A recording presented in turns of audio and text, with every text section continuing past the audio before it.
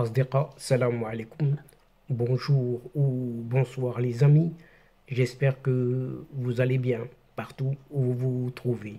En tout cas, c'est ce que je vous souhaite. Et pour le meilleur de toutes les circonstances et de toutes les situations, bien sûr. Bienvenue sur votre chaîne Bled Magharibia qui attend, comme toujours, vos encouragements qui nous font beaucoup de bien et dont nous avons bien sûr bien besoin.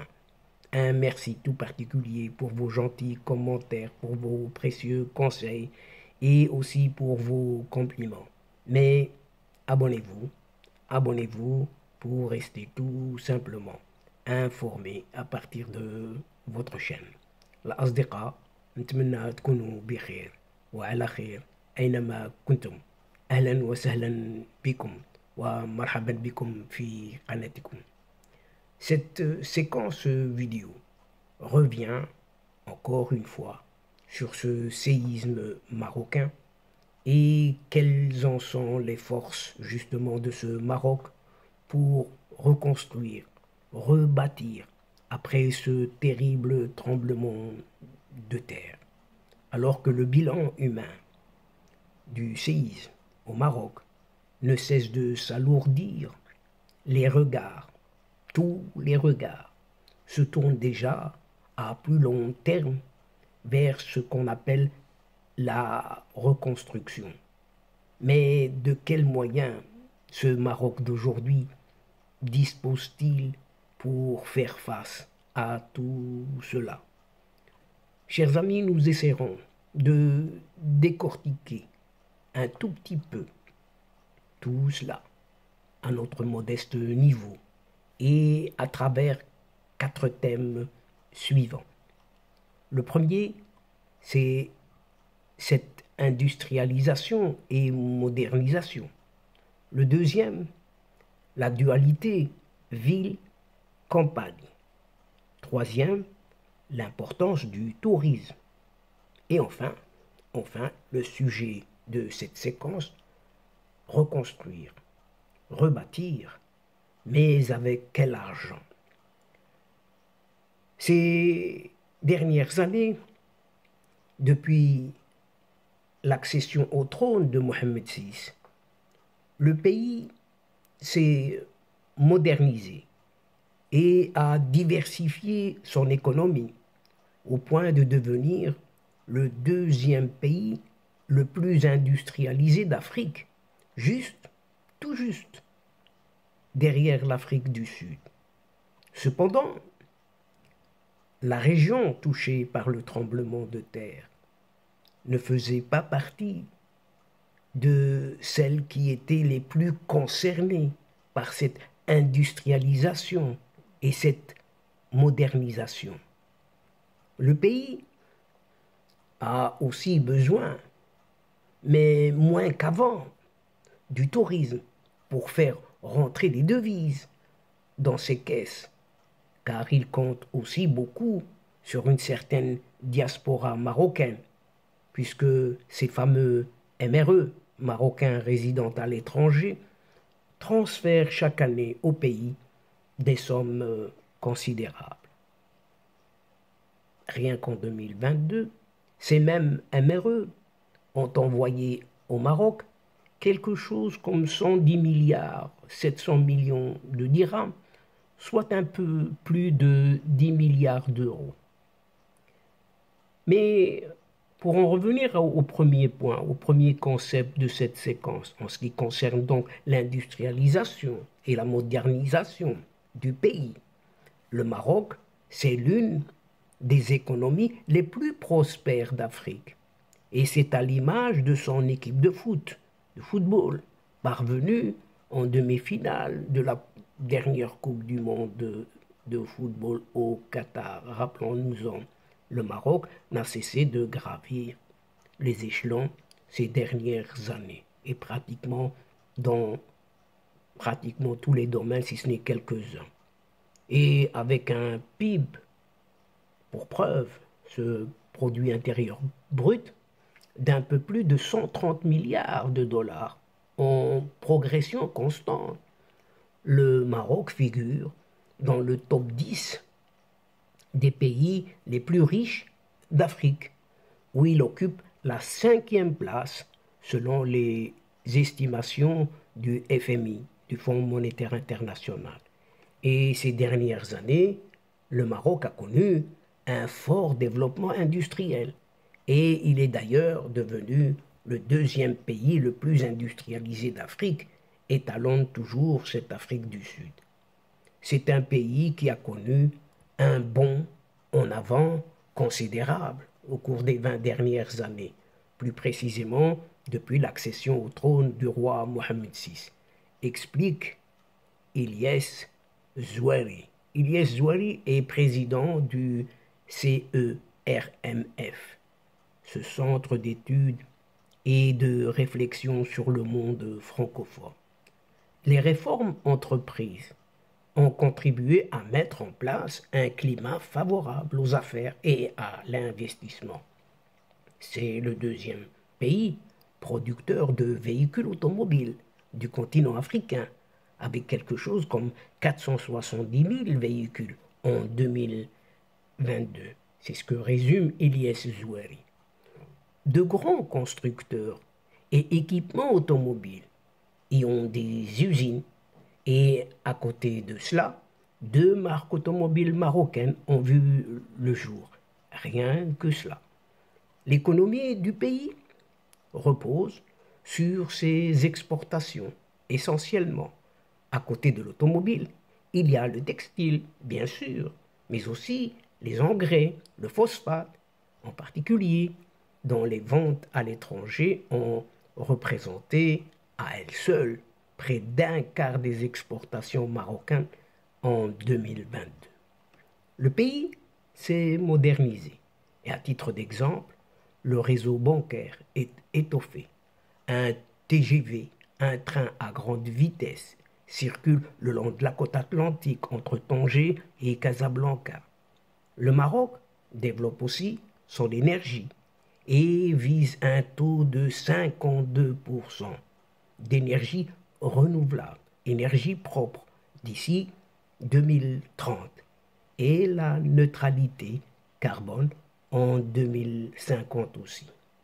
Mais alors, qu'en est-il cependant de cette dualité ville-campagne? Cependant, les images qui sont parvenues un peu partout ces derniers jours des zones sinistrées en attestent. Ce développement économique n'a pas encore atteint les zones les plus rurales.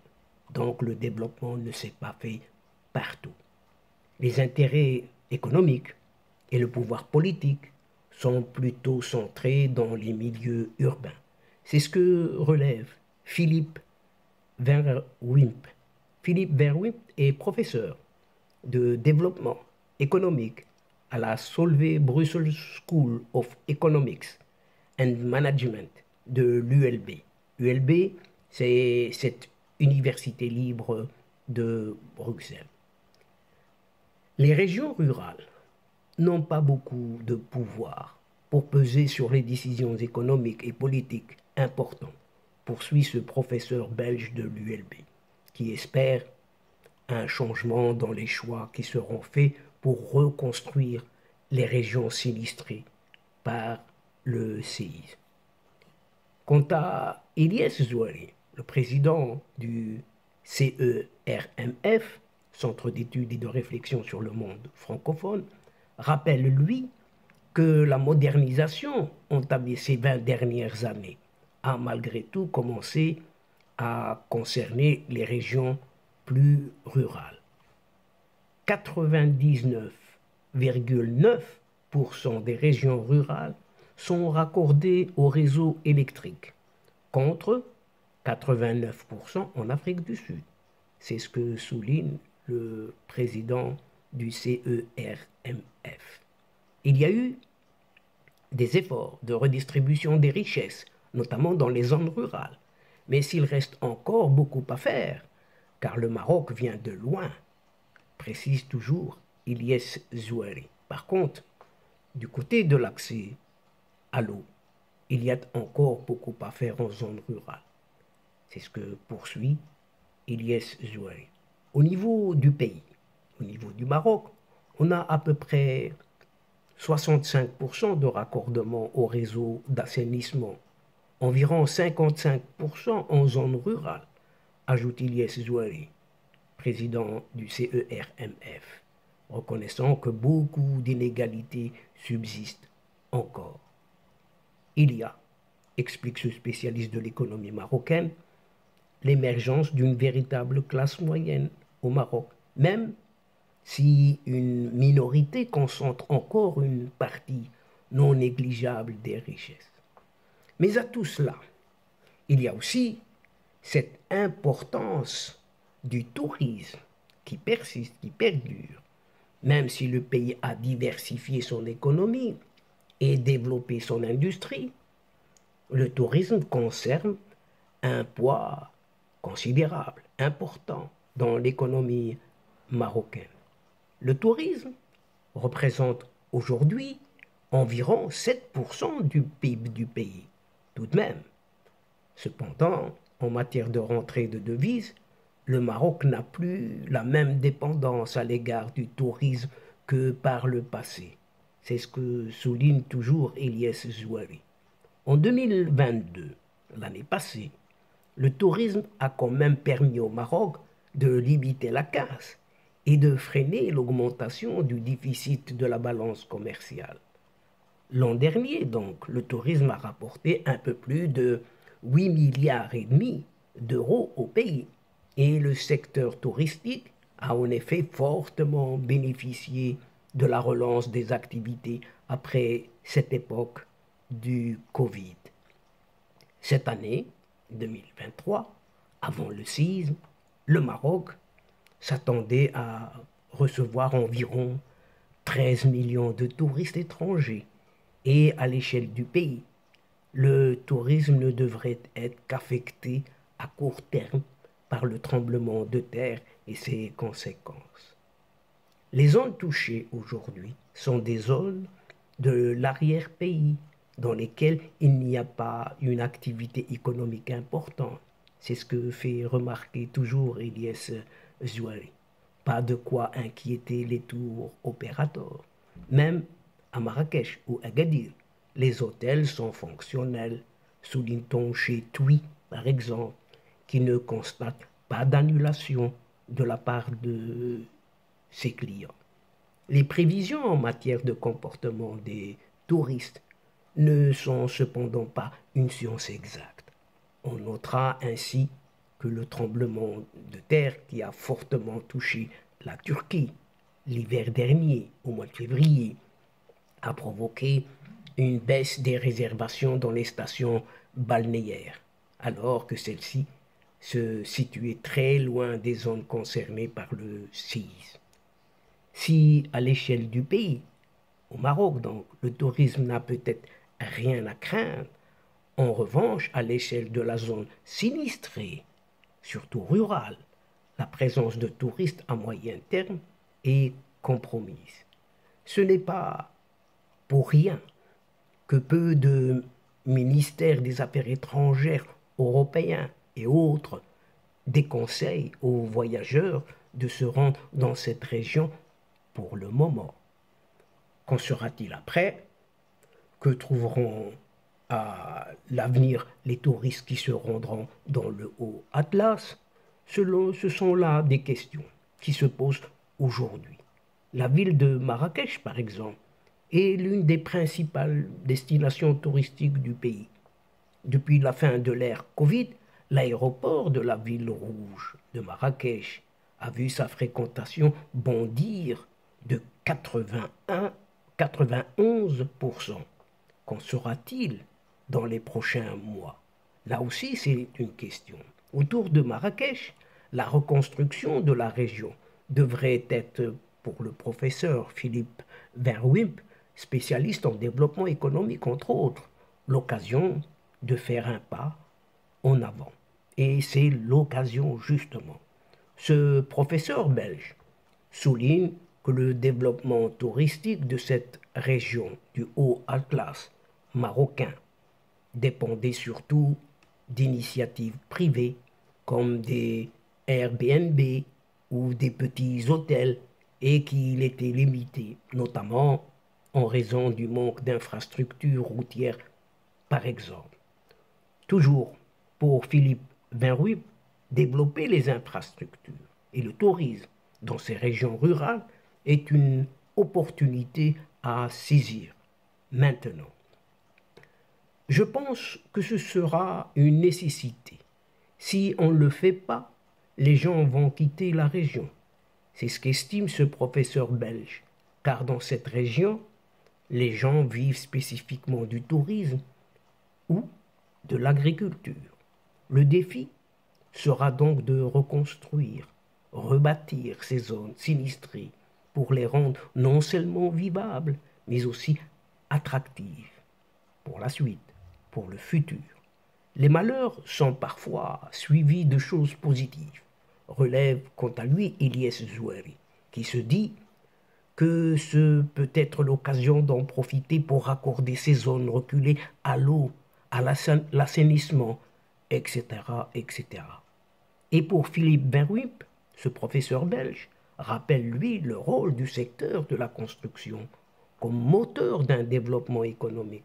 Cela peut engendrer un nouveau boost dans l'économie régionale, dit encore ce professeur belge. Reconstruire, oui, mais rebâtir avec quel argent? Bien sûr, en comptant sur cette importance de cette diaspora marocaine et autres investisseurs. Et pour reconstruire, il faudra des fonds, nécessairement. Et il est évident que le Maroc, comme tous les pays qui connaissent d'importantes catastrophes, aura besoin de devises, relève Ilyes Zoueri, ce président du CERMF, le Centre d'études et de réflexion sur le monde francophone. Mais, ajoute encore Ilyes Zoueri, le Maroc a un niveau de réserve en matière de change qui n'a jamais été aussi élevé. Il a environ, aujourd'hui, 35 milliards de dollars de réserve de change. En matière d'argent, le Maroc peut aussi compter sur ceux qu'on appelle les MRE, ces Marocains résidant à l'étranger, et cette diaspora transfère chaque année d'importants montants vers le pays d'origine. Et cela reste un élément très important qui pèse plus dans le PIB, produit intérieur brut, que le tourisme. C'est ce que résume par là Ilyes Zoueri. Dans les dernières statistiques de la Banque mondiale cette fois-ci, les transferts venant de la diaspora marocaine ont atteint un record en 2022, pas moins de 11 milliards 900 millions de dollars, soit un peu plus de 10 milliards d'euros, ce qui correspond à 8% du PIB marocain et fait du Maroc l'un des pays qui reçoit le plus de sa diaspora à l'étranger. C'est ce que note Ilyes Zoueri. Et Ilyes Zoueri explique cela par une politique volontaire affichée par les autorités marocaines de garder le contact avec la diaspora et de les inciter à transférer de l'argent. Soit on investit dans le pays d'origine, soit on transfère de l'argent à la famille qui, à son tour, fait tourner l'économie locale, etc., etc. On notera d'ailleurs qu'un compte a été ouvert par la Banque El Maghrib, la banque centrale du Maroc, pour collecter les fonds des donateurs après le tremblement de terre.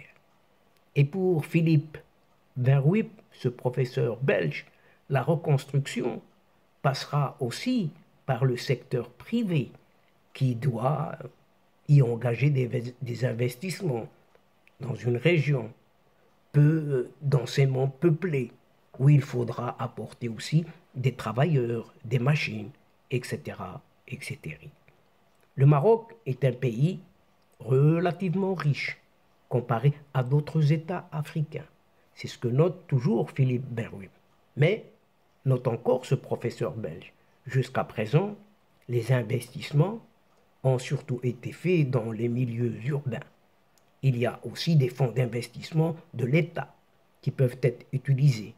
C'est ce que précise l'économiste de l'ULB, Université libre de Bruxelles. Notons enfin que le Maroc est en Afrique le 5e pays comptant le plus de millionnaires, selon un classement du cabinet londonien Henley Partners sur la richesse privée.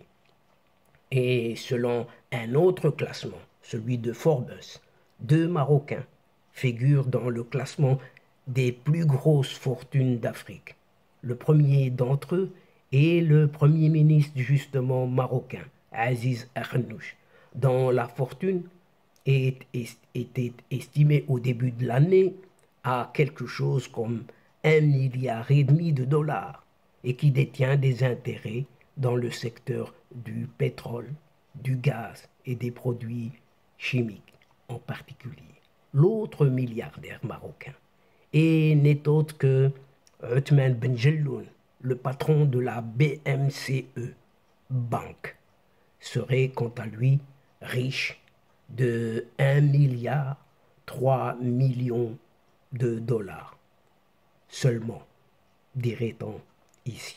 Et donc, chers amis, c'est ici la fin de cette séquence. Et à la prochaine fois, en vous retrouvant, Inch'Allah, avec plaisir. Mais n'oubliez pas de vous abonner pour recevoir les dernières infos de votre chaîne, tout en vous remerciant pour votre suivi. Mais n'oubliez pas de partager, toujours partager, là où vous êtes tout simplement. Nous avons besoin de votre aide. الأصدقاء وصلنا إلى نهاية هذه الحلقة، وقبل موعد المرة القادمة إن شاء الله لا تنسوا الاشتراك لتصلكم الفيديوهات أخرى، ونشكركم كثير الشكر على مشاركتكم للمتابعة. L'instant est juste arrivé pour vous dire au revoir les amis et à la prochaine fois Inch'Allah. أصدقاء، السلام عليكم ورحمة الله وبركاته. مع السلامة.